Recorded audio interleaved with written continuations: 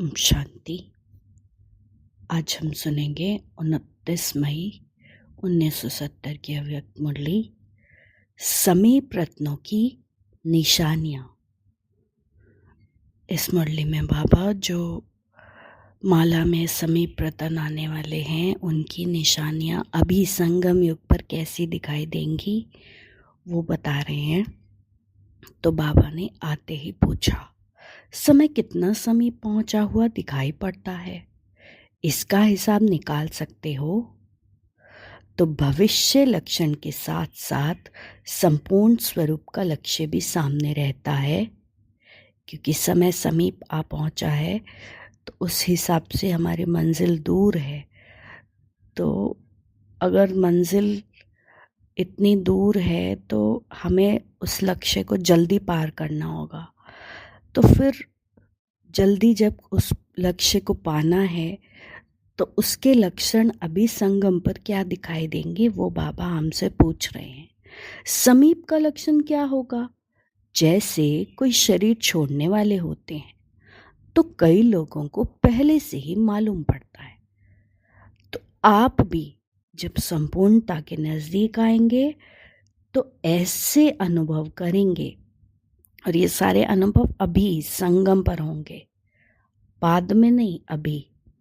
तो ऐसा अनुभव करेंगे ये शरीर जैसे कि अलग है, इसको हम धारण कर चला रहे हैं।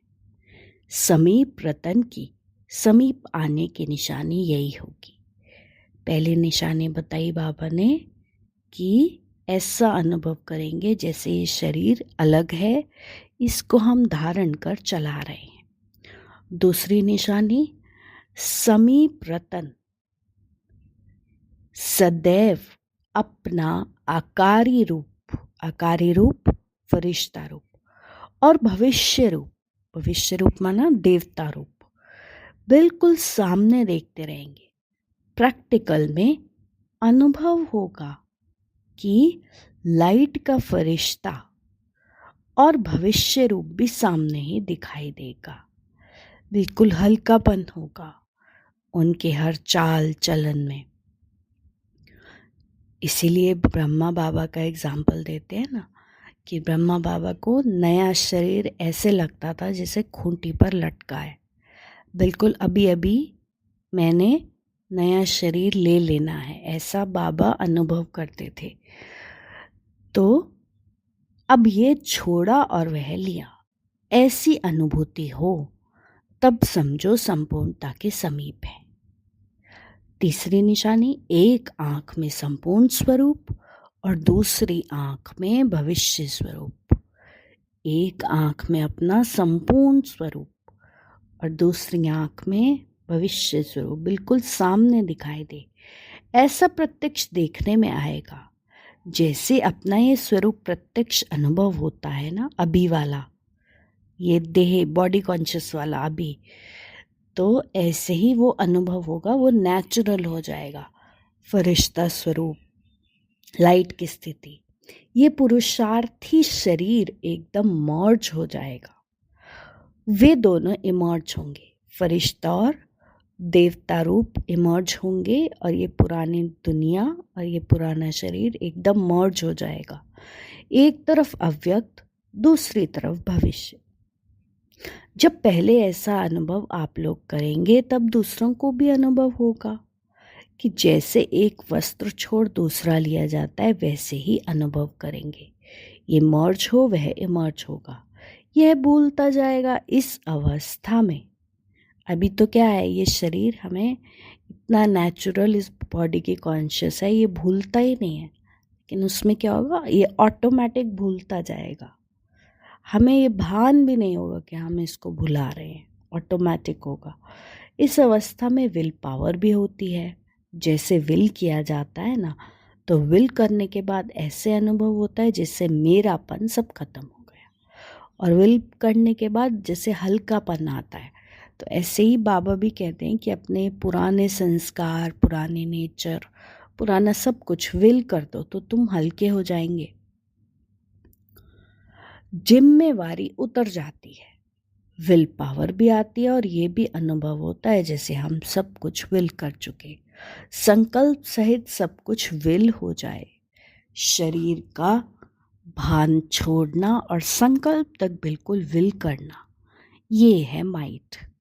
ये बाबा विल करने के लिए इसीलिए कहते हैं ताकि विल करने से हमारे अंदर एक तो शक्ति आए और दूसरा हल्कापन आए, क्योंकि बोझ ही सारा अपनेपन का है, मेरेपन का है। समानता व संपूर्णता बात एक ही है। अभी ये चार्ट रखना है, वह चार्ट तो कॉमन है। ये 5 तत्वों का शरीर होते भी लाइट स्वरूप अनुभव करेंगे। सुनाया था ना, लाइट शब्द के अर्थ में भी अंतर होता है। लाइट अर्थात हल्कापन और लाइट अर्थात ज्योति को भी कहा जाता है। बिल्कुल हल्कापन अर्थात लाइट रूप हो चल रहे हैं, हम तो निमित्त हैं। तो अव्यक्त रूप में अगर जब हम ऐसा करेंगे, इतना संपूर्ण विल करेंगे बाबा को, तो बाबा की अव्यक्त रूप से मदद भी बहुत मिलेगी। अच्छा, पार्टियों से मुलाकात कर रहे हैं बाबा, तो बाबा पूछ रहे हैं फर्स्ट नंबर लेने के लिए, फर्स्ट नंबर का पुरुषार्थ करना है तो फर्स्ट नंबर लेने के लिए विशेष फास्ट रखना पड़ेगा। कौन सा फास्ट? फास्ट के भी 2 अर्थ होते। एक, फास्ट व्रत को कहा जाता है, तो विशेष कौन सा व्रत रखना?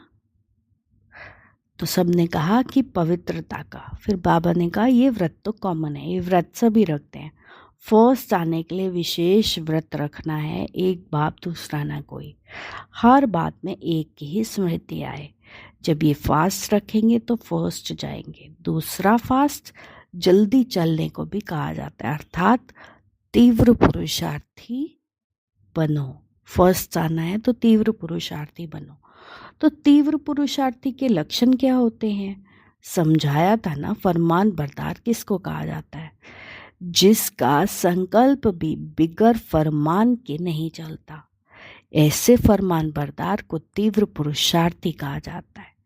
तो सर्वशक्तिवान बाप के बच्चे जो शक्तिवान हैं, उन्हों के आगे माया भी दूर से सलाम कर विदाई लेती है। एग्जाम्पल दे रहे हैं बाबा, जैसे वल्लभाचारी लोग अपने शिष्यों को छूने भी नहीं देते, अछूत अगर छू लेता है तो स्नान किया जाता है। तो यहाँ भी ज्ञान स्नान कर ऐसी शक्ति धारण करो जो अछूत, हमने सारा कुछ स्थूल कर दिया, बाबा सूक्ष्म बता रहे हैं।